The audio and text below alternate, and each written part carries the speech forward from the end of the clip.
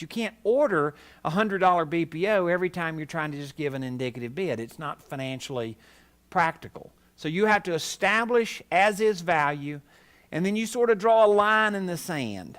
And that line in the sand represents how many dollars that you are willing to have into that property. Let's talk about some real pictures of this property. Now, this was a property that had been rehabbed, so it was actually had been foreclosed on, and they actually hired a contractor that went in there and did a paint and carpet and kind of cleaned the house up. And these are interior pictures that you'll see of the house. Pretty nice looking.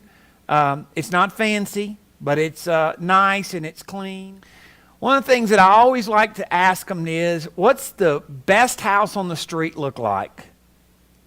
What's the worst house on the street look like?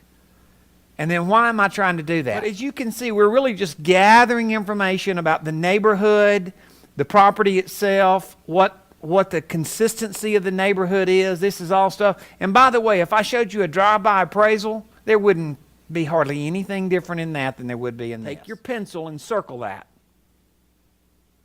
And I'm going to put most buyers, but difficult to finance.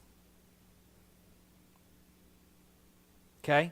Which means that I may like properties in this price point, but I understand I'm probably going to have to carry the financing myself with seller financing. Okay? Or I'm going to sell it on a lease purchase, or I'm going to have to do something else to finance a buyer's way through eventually owning that property. So if I'm going to do that, I want a greater percentage discount in that price point.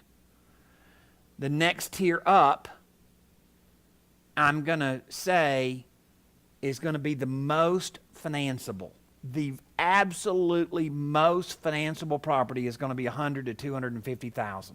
I'm going to do FHA, VA, Fannie Mae, Freddie Mac, every bullet I can shoot at it.